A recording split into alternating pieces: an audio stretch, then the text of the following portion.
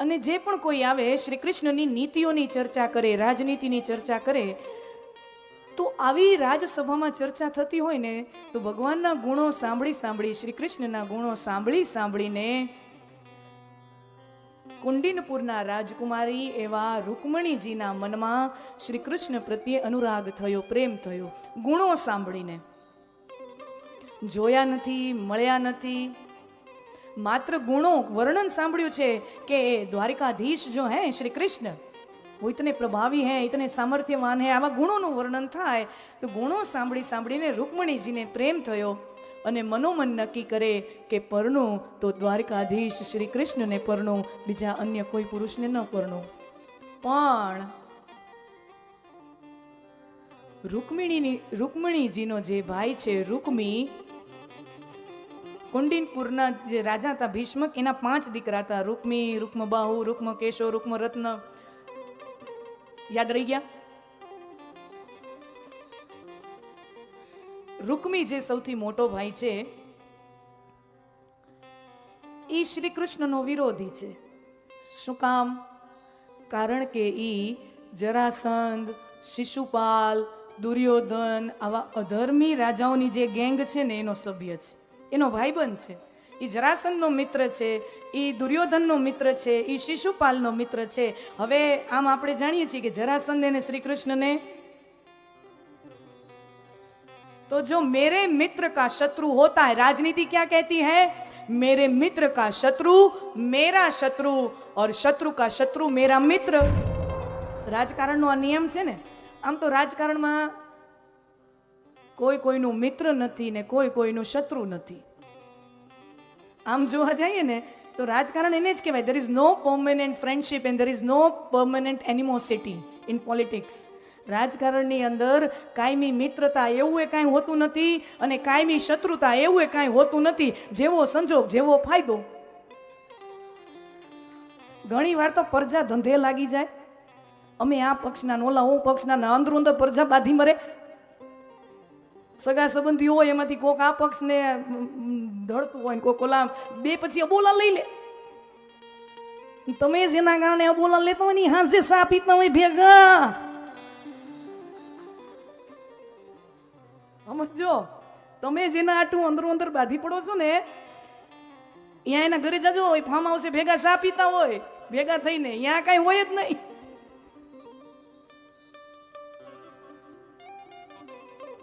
There is no permanent friendship, then there is no permanent animosity in politics.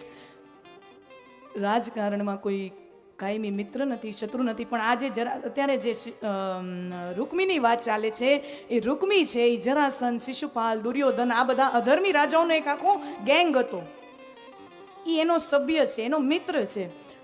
તો હવે એના નાતે હવે બેનના મનમાં શું ચાલે એ તો ઘરમાં ખબર પડી જાય ને ભાઈને. ભાઈ સમજી ગયો કે શ્રી કૃષ્ણ મનોમન, રૂકમણીજી મારી બહેન મનોમન શ્રી કૃષ્ણને વરી ચૂકી છે. રૂકમણી નક્કી કરે કે પરણું તો શ્રી કૃષ્ણને પરણું, બીજા કોઈને ન પરણું. અને ભાઈ રૂકમી નક્કી કરે પરણાવું, ગમે એની યારે પરણાવું, પણ શ્રી કૃષ્ણની સાથે તો. હવે આ વાંધો છે. સ્વયંવરની યોજનાઓ ઘડાણી હતી, રૂકમણીજીના સ્વયંવરની યોજના ઘડાઈ હતી.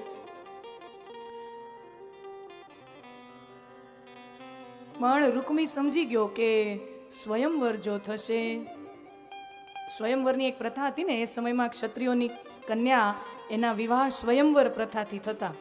હવે હું આવું કહું ને એટલે આ વિભાગમાં નાની નાની લગ્ન યોગ્ય જે કન્યાઓ હોય ને એ સીધી મમ્મી બિચારી ઢહળી ઢહળી લઈ આવી હોય, હાલ કથામાં હાલ હાલ હાલ તારા જેટલી છોકરી કથા કરે હાલ, એમ કરીને ઢહળી લઈ આવી હોય એની મમ્મી. અને પછી કથામાંથી હું આમ કહું કે એ સમયમાં કન્યાને પોતાનો પતિ, પોતાનો પાત્ર પસંદ કરવાની સ્વતંત્રતા હતી. એટલે છે ને એ છોકરી એની મમ્મી બાજુ બેઠી ને ઠું અમારે સાંભળ સાંભળ સાંભળ. પણ મારી વાલી બેનપણીઓ, હું તમને કહી દઉં, हाँ स्वयंवर माने स्वयं अपना पति पसंद करने की स्वतंत्रता हती, पण ई पति डिस्को डांडिया रमता रमता नोता गोताता. हो પોતાને પોતાનો પતિ પસંદ કરવાની સ્વતંત્રતા હતી, પણ ઈ સ્વતંત્રતાનો એવો ગેરઉપયોગ ગમે એમ ઢીંચાક રખડતા નહોતો ગોતાતો. એની એક પદ્ધતિ, there was some protocol behind it. 2-3 પદ્ધતિઓ હતી સ્વયંવરમાં. એક તો જેટલા રાજ્યો સાથે, પ્રદેશો સાથે રાજાની મિત્રતા હોય, નજીકના સંબંધ હોય, તો એના રાજકુમારોને, રાજાઓને આમંત્રણ આપવામાં આવે કે મારી દીકરી છે એ હવે લગ્ન યોગ્ય ઉંમરની થઈ છે, આપ આવો, સ્વયંવરની યોજના છે. તો બધાય રાજકુમારોને, રાજાઓને આમંત્રણ આપવામાં આવે. આખા મહેલમાં આમ રાજાઓની કતાર લાગી હોય.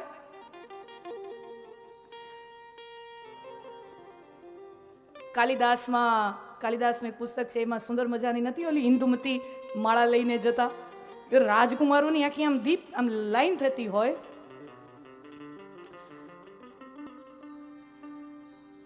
અને રાજકુમારીની સાથે એની 2-3 બહેનપણીઓ ચાલે. ઈ એક રાજકુમારની પાસે ઊભી રહીને રાજકુમારીને કહે, આ ફલાણા રાજાનો દીકરો છે, એના દાદા આ, પડદાદા આ, એના પિતા આ, એનું રાજ્ય આ, એની પાસે સંપત્તિ આટલી, આ રાજ્ય પર જમીન આટલી, આ રાજ્યની રાજ તિજોરીમાં સંપત્તિ આટલી, આટલા યુદ્ધો લડ્યો છે, આટલા યુદ્ધો જીત્યા, આટલા યુદ્ધો હાર્યા, આટલા શસ્ત્રો જાણે, આટલા શાસ્ત્રો જાણે, અને દેખાય છે કેવો, એ તો સામે જ ઊભા છે. અને રૂપ કેવું છે, એ તો સામે જ ઊભા છે.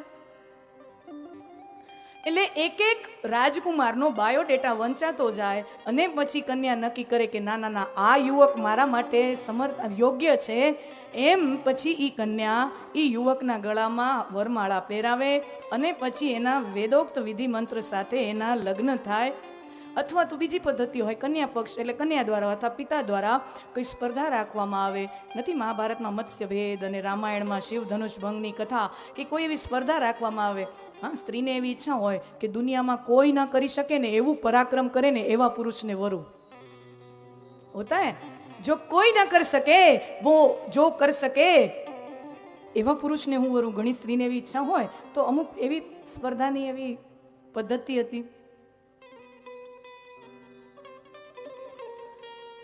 રૂકમીને ખબર પડી કે મારા બહેનના મનમાં શ્રી કૃષ્ણ રમી રહ્યા છે, એટલે સ્વયંવરની યોજના રાતોરાત કેન્સલ કરવામાં આવી અને રાતોરાત રૂકમિણીજીની સગાઈ શિશુપાલ સાથે કરવામાં આવી. શિશુપાલ, જેની કથા મહાભારતમાં આપણે જાણીએ છીએ કે શિશુપાલની માતા ભગવાન પાસે વિનંતી કરે, મારો દીકરો નાદાન છે, એની ભૂલોને માફ કરજો. ભગવાને કીધું 100 માફ કરીશ, એનાથી વધુ એકેય નહીં. અને ભગવાને ગણતરીબાજ કેવા, હા, પાકા વાણિયા. તમે જો કેવી ગણતરી માંડી. 100 ગાળું દીધું શિશુપાલે. પેલી ગાળ, બીજી ગાળ, ત્રીજી, ચોથી, પાંચમી, 50, 60, 70, 80, 100 ગાળ સુધી રાહ જોઈ. હું કામ 100 સુધી બંધાણા હતા. જેવી 100 પૂરી થઈ એવું સીધું સકેડું ફેરવી દીધું. 101 મીનું સાંભળી. મને એમ થાય આ કથા હું અભ્યાસ કરતી હું ને ક્યારેક કે ભગવાન કેટલા ગણતરી બાદ છે. એમ નહીં કે 4-5 થોડીક એક્સ્ટ્રા સાંભળી લઈ. હે 110, 120 થાય પછી એમ થાય કે ના હવે તો બહુ ઘડો ફૂટ્યો આના પાપનો, હવે આને ફોડો. હો એટલે હો.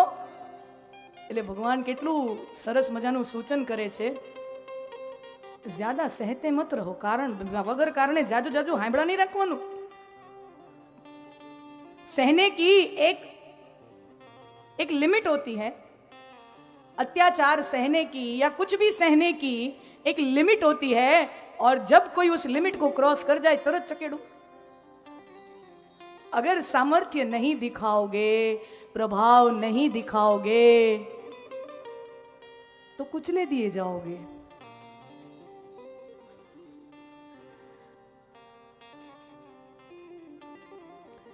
શિશુપાલ, તો એ શિશુપાલની સગાઈ. હવે તમને સમજાણું શિશુપાલ ગાળું હું કામ દેતો હતો.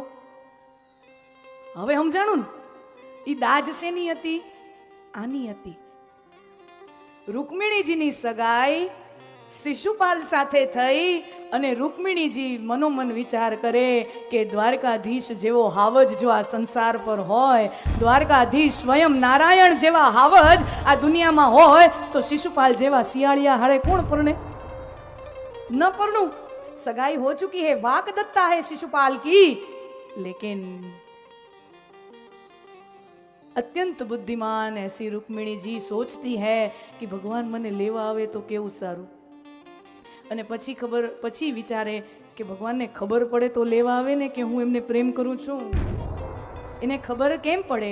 એટલે અત્યંત બુદ્ધિમાન એવા રૂકમિણીજીએ 7 શ્લોકોનો સુંદર મજાનો એક પ્રેમ પત્ર ઠાકોરજીને લખ્યો છે, ભગવાનને લખ્યો છે. અને એ પ્રેમ પત્રનો એટલો મહિમા છે. આજે પણ તમે દ્વારકા જાઓ, દ્વારકાધીશનું જે મુખ્ય મંદિર છે જગત મંદિર, આજે પણ 5 પણ દ્વારકાધીશનું જે જગત મંદિર છે ને, તો ભગવાનના સેવા પૂજામાં રોકાયેલા જે વિદ્વાનો હોય, પંડિતો હોય, આચાર્યો હોય, પૂજારીઓ હોય ને, એ આજે પણ નિરંતર એવરી ડે ભગવાનના કાનમાં રૂકમિણીજીએ લખેલો 7 શ્લોકોનો પ્રેમ પત્ર